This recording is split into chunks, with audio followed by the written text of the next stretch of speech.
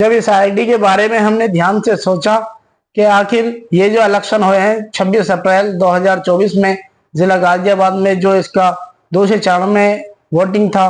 तो मैंने ये देखा कि उसमें मेरी पत्नी की वोट नहीं है। तो मैं वहाँ मोदीनगर तहसील गया और मैंने इसके बारे में पूछा, तो उन्होंने ये बताया कि ये बनी हुई नहीं है, जिसमें कि वो वोट बननी थी क्योंकि मेरे 5 साल हो गए थे शादी को, तो लेकिन फिर भी वो वोट नहीं बनी। तो मैंने उस चीज को देखते हुए और सबको ध्यान में लिया कि आखिर ऐसा तो बहुत से लोगों की होंगी वोटें जो कि उनकी नहीं आई होंगी। तो मैंने उनसे पीडीएफ वगैरह ली कि मुझे ये पीडीएफ दे दो, तो किसी भी प्रकार मैंने उनसे वो पीडीएफ ले ली। तो मुझे बहुत बड़ा उसमें झोल दिखा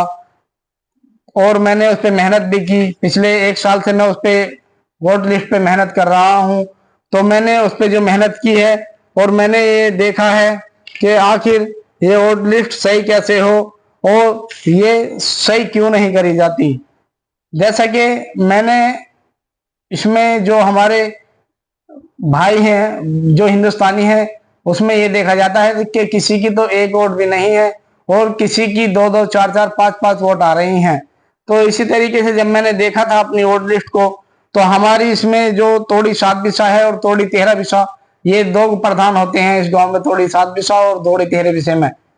तो इसमें हमारी जो तोड़ी 7 बिसा की वोट है वो 3006 आई थी। 4 बूथ नंबर थे इसमें, 318 और 319, 320 व 321, और इसमें टोटल वोट जो हुई हैं चारों बूथों में वो 3006 वोट हुई हैं। लेकिन जब इनमें मैंने फर्जी वोट देखी तो इसमें फर्जी वोट जो कि होनी नहीं थी, उसमें 9 से 11 वोट फर्जी थी बिल्कुल, जो कि ये बिल्कुल नहीं होनी थी। और इसमें 1-2 वोट मिसिंग भी हैं, या तो इसमें 1-2 वोट और मुझसे इसमें जो हैं जिन महिलाओं को नहीं तो तलाक हुई है और नहीं उनको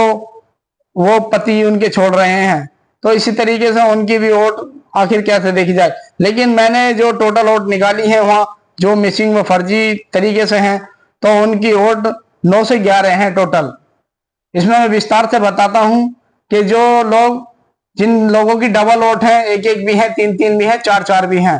तो वो लोग 438 हैं, यानी कि 438 उनकी वोट है। और जो उनको लोग गिने जाएंगे वो तो 2 से 11 लोग हैं और 438 उनकी वोट बैठ रही हैं, किसी की 3 तो किसी की 4, किसी की 2, इस तरीके से, यानी कि 211 लोगों की 438 वोटें हो रही हैं। और जिन लड़कियों की शादी हो चुकी है इलेक्शन से पहले उनकी 157 वोटें हैं। जो लोग गांव में नहीं रहते 50-50, 40-40, 30-30, 20-20 साल हो गए हैं, यानी कि उनकी वहां पर भी वोट है और इस गांव में भी हैं कि यहाँ तो इनका पुराना घर है या जमीन है, इस माध्यम से वे वोटें रहती हैं। और जहां उनका अगर हम देखते हैं पिछला डाटा जहां का वो रह रहे हैं, तो उनका डाटा वहां भी सही ऐसे ही मिलता है, वोट वहां भी है उनकी, हमने देखा है, वो कुछ वोटें देखी हैं तो वो हमें मिली भी हैं। और इसमें जो लोग गांव में नहीं रहते उनकी वोटें हैं 229,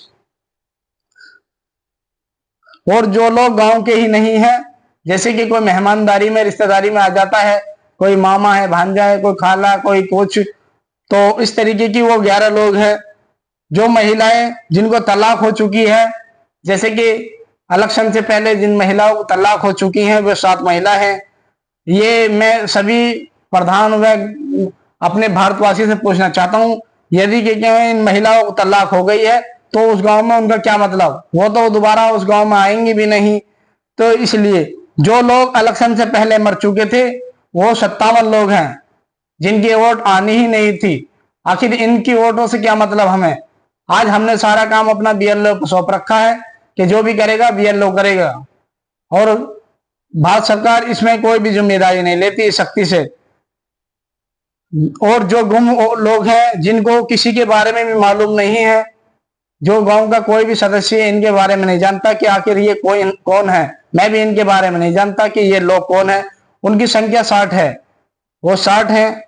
और जो डिलीट वोट है, जो कि डिलीट वोट होनी थी और जो डिलीट वोट हो चुकी हैं वो भी लिस्ट में दे रखी है, जो कि लिस्ट में होनी ही नहीं थी। वो अगर किसी की वोट नहीं आई तो उसका काम ये बनता है कि वो तहसील में जाए और अपनी वोट चेक कराए कि आखिर ये डिलीट क्यों हुई या क्यों कटी या क्यों नहीं आई। जैसे कि मैं गया था तो जो डिलीट वोट थी उसमें हमारी लिस्टों में तो वो 42 की संख्या है उनकी। जो लोग तोड़ी 7 बिस्वा के नहीं है, तोड़ी 13 बिस्वा के हैं, यानी कि हमारे एक ही गांव में 2 गांव लगते हैं, सिर्फ एक दीवार का अंतर है कि एक दीवार इधर कूदोगे तो तोड़ी 13 और इधर आओगे तोड़ी 7, सिर्फ इतना ही फर्क है। जो लोग हमारे तोड़ी 7 से तोड़ी 13 दिशा में रहने लगे हैं उनकी जो संख्या गिनी हमने वो 90 की संख्या है, 19 यानी कि 90 की संख्या है। जो लोग तोड़ी 13 दिशा में भी और तोड़ी 7 दिशा में भी जिन लोगों की वोट है उनकी, वो लोग तो 22 हैं लेकिन उनकी वोट हम गिनेंगे तो वो 45 हो रही हैं, क्योंकि उसमें एक की 3 वोटें हैं और सबकी डबल डबल हैं, यानी कि तोड़ी 7 में भी वोट डालता है वो शख्स और तोड़ी 13 में भी, तो वो 22 व्यक्ति हैं और 45 उनकी वोट बन रही हैं।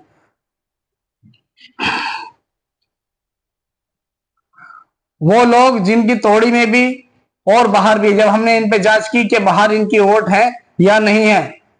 कि कभी हम इसमें ऐसी फर्जी टाइप सी कुछ बोल दें तो, लेकिन हमने एग्जाम्पल के तौर पे जिन जिन के धोरे गए हम वहां कुछ लोगों ने तो मना कर दिया कि हम अपनी आईडी नहीं दिखाएंगे और हमारी आईडी से तुम क्या करोगे। लेकिन जो हमारे खास थे बिल्कुल जो नजदीक के थे उनकी हमने आईडी देखी तो उनकी आईडी जैसे कि वो बाहर रहते थे और इसमें बाहर रहने पे उन्होंने वहां भी वोट बनवा रखी है और तोड़ी में भी हैं, तो उन लोगों की संख्या तो 9 है लेकिन 18 यानी कि डबल 18 बनेंगी उनकी वोट, एक बाहर की और एक अपने तोड़े गांव की। और जैसे कि इस तरीके से ये है। और मैंने जो आईडी ये बनाई है तो इसमें आज हमें देखने को मिल रहा है कि आज हमारे देश में बांग्लादेशी आ गए, नेपाली आ गए और देश के आ गए और अपना 2000 1000 या 5000 में अपने डॉक्यूमेंट्स तैयार करा लेते हैं और इस देश में अपना कब्जा जमा लेते हैं, जो कि हमारी भारत सरकार की इसमें थोड़ी सुस्ती है। क्योंकि आज तक भी किसी व्यक्ति ने भारतवासी ने भी इस बारे में नहीं सोचा है कि आखिर हमारी आईडी सही कैसे हो। तो मैंने इस चीज का ये डाटा भी निकाल के रखा है और नहीं मेरी इस आईडी पे कोई ध्यान दे रहा है कि हाँ आखिर इस आईडी से हम लोगों को क्या फायदा होगा। तो आप लोगों को मैं थोड़ा सा एक एग्जाम्पल के तौर पर बता देता हूं कि आप लोगों को ऐसा फायदा होगा, क्योंकि मैंने एक बार मैं एम्स में गया था, दिल्ली एम्स में, तो उसकी टांग टूटी हुई थी लेकिन उसके आधार कार्ड में उसकी कुछ स्पेलिंग में कुछ दिक्कत हो रही थी कि उसमें छोटा रह है और आपके उसमें दूसरे डॉक्यूमेंट्स में बड़ा रह है, तो इसीलिए उसको वो भर्ती नहीं कर रहे थे कि पहले इस डॉक्यूमेंट्स को सही करा कर लिए तब हम आपके कागज बनाएंगे, यदि ऐसा बना लेंगे तो ये फर्जी तौर पर होगा। ऐसे में बहुत से मामले देखे मैंने, एयरपोर्ट पे देखे वगैरह वगैरह बहुत। तो मेरे माइंड में काफी 2013 से ये चलता आ रहा है कि आखिर ये हमारी आईडी सही कैसे हो। तो इसी तरीके से आपने अभी आमिर थे, एक आमिर जो विदेश के थे, वो हज की यात्रा के लिए जा रहे थे लेकिन उनकी आईडी में दिक्कत होने के आधार पे उन्हें एग्जिट मार दिया था वहां से। तो वो तो अल्लाह ताला का करम हुआ था कि उसमें उन्हें अल्लाह ताला ने कोई ऐसा वो करा कि जिससे जहाज वो खराब हो गया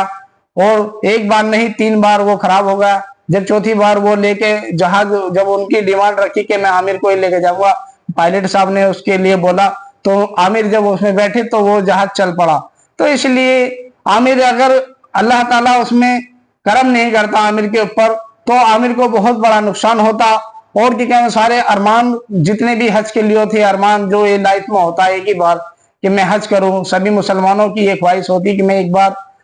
अल्लाह ताला का घर देख के आऊं और मैं हज करूं।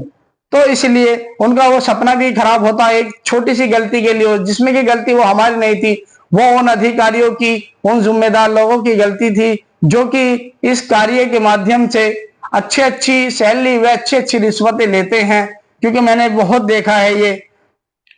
तो इसलिए गलती उन्हों की और भुगत हम रहे हैं, तो ये गलती उन्हों की है, वही भुगतेंगे। गवर्नमेंट को इसमें शक्ति अता करनी चाहिए, ये शक्ति बरतेगी गवर्नमेंट तब चल के ये काम होगा।